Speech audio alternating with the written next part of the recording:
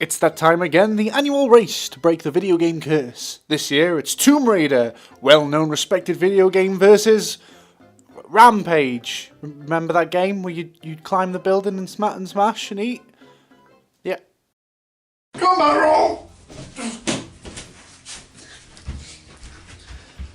I could never really get into the original Tomb Raider when I was a kid. There's something about the controls I could just never get my head around. Stupid past, Jim.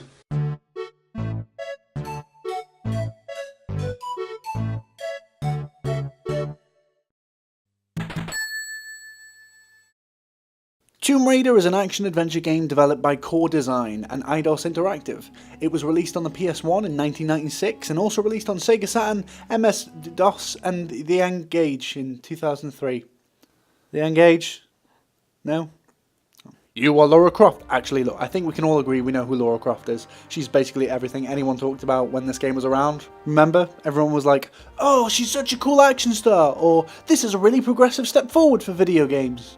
Or do you remember that patch that fans made to make Lara Croft nude? Yep, that one happened. Apparently horribly rendered polygons are a thing that people are into. Oh yeah. Oh, give me those low polys. Give me those low polys.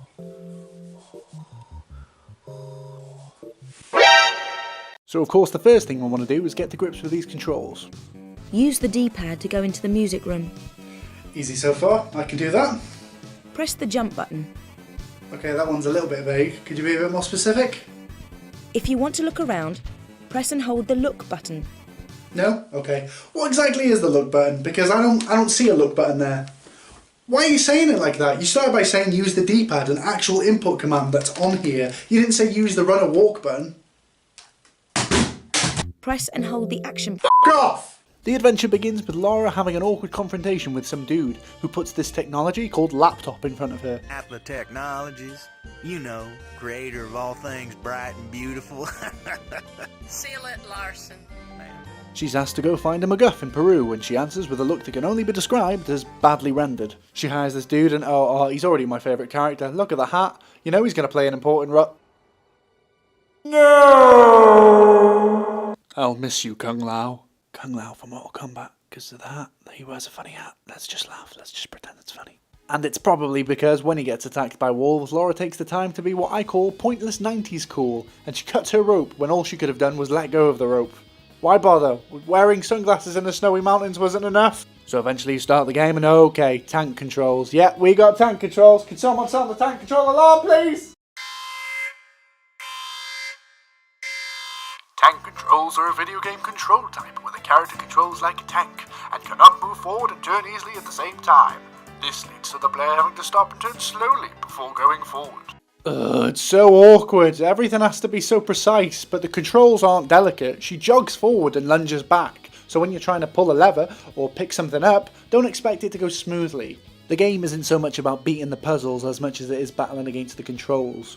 What kind of game is this where the main enemy in the game is the camera angle? And wolves. So many wolves. No, that way. No, just do it the wrong way. Listen, just do it different. Listen, just why? Please. What is this? Is it something I need to pick up, or just random decoration? Why does it have its own dedicated alcove? This is in a room where you're in the middle of collecting random objects, so it took me ages to find out if I wasn't just able to pick it up, or if it was just a random thing. And this little sidle doesn't exactly scream adventurer, does it? What happened to cutting ropes and falling while shooting? There's no cutscene where Lara Croft is awkwardly lunging forward and backwards trying to pick up her shades. But let's move on to the jumping mechanic. Let's flash back to the tutorial. Press forward and almost immediately press and hold the jump button. I won't actually jump until the last minute. Great, brilliant. Now let's put that to the test.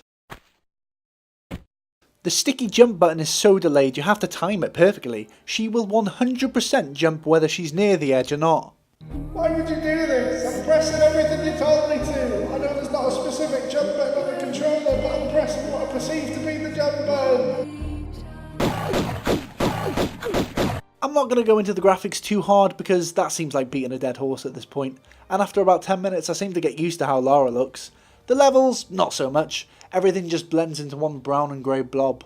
Unless it's this very well put together room of skulls. Just look at that placement, it's beautiful. Who's your designer? A mildly autistic Grim Reaper? Lara makes her way through some ruins. Tombs! Excuse me? Tombs! She's making her way through tombs! Right, oh yeah, okay, sure, yeah. Lara makes her way through some tombs. She's raiding them! Yeah, I've got it, it's implied. Say it! Say she's raiding tombs!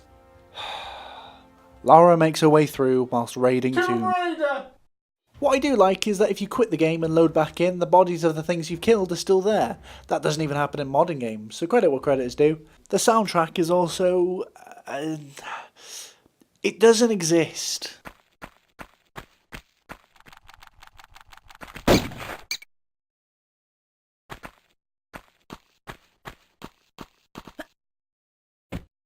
Finally there's a clearing and... What's that? Is that Skelly Man? Is that a funny looking Skelly Man? And there's another one. Spooky, scary skeletons and shivers down your spine. And then dinosaurs, because dinosaurs. What happens next, I hear you ask? Is there a scene where Lara is shocked that f***ing dinosaurs still exist?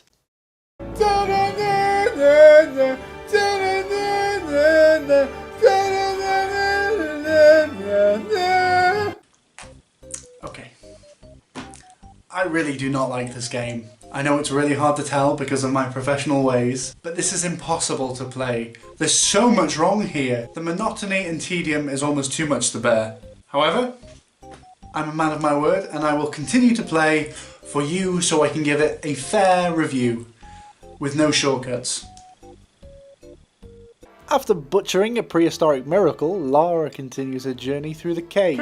Oh, fuck off. She finds a MacGuffin and has a confrontation with Laptop Handler before travelling to another mystical area. Lara can now do more flips and has a grappling hook that makes it easier to swing around, which is always nice when it's not being janky. There's also a lock-on button, making it easier to shoot all those four-legged enemies this game seems to dole out in droves. I started to enjoy the atmosphere of the game and the puzzles become a bit more fun, like this part when there's a bunch of rooms with puzzles tailored to the ancient Greek gods. But the game is still hard to control sometimes and Lara will occasionally just not grab a ledge she's clearly meant to. It is not nice watching her fall to her death like that, but at least that's as bad as it gets. There's also this, which, yeah, speaks for itself really.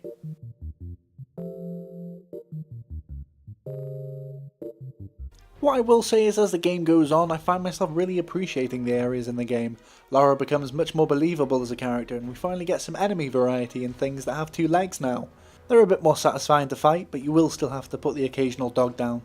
Sorry, woof woof. There's also a skill tree which you can level yourself up with the XP you apparently now earn. As well as Survivor's Instinct, which lets you see your surrounding, which helps when you're a bit stuck. In this part of the game, Lara proceeds to get the shit kicked out of her by everything and everyone. Spooky, scary skeletons. It's fluid and fun to traverse, and it becomes easier to grab a hold of things, which means no more horrible deaths.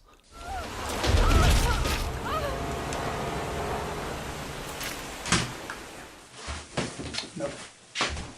After a cutscene that feels like it lasts 1 hour and 41 minutes, Lara and her partner continue to travel the world in search of shiny trinkets. She continues through a big labyrinth full of traps, escapes and is still searching for whatever she was searching for. I can't really remember anymore. Then, after being taken in by a group of ancient assassins and becoming a pirate, she travels back in time and actually fights the Greek gods herself. Eventually, she runs into zombies and has to fight some mechs. And after that, she catches weird-looking animals in balls. Not satisfied with that, though, she joins the army and becomes a super soldier in the future. That ends in her finding a spaceship and flying off to planets that are randomly generated. She talks to a bunch of people and gets involved in space politics. She eventually realises that she doesn't want to do that anymore and starts training to become a space monk. That ends up not working out, though, and she eventually becomes a biker. Living that dangerous lifestyle unfortunately doesn't go well for her, and she ends up getting mortally wounded by a guy with a funny haircut. Fear not, she enjoys the afterlife, becoming a travel agent, helping souls go on holiday.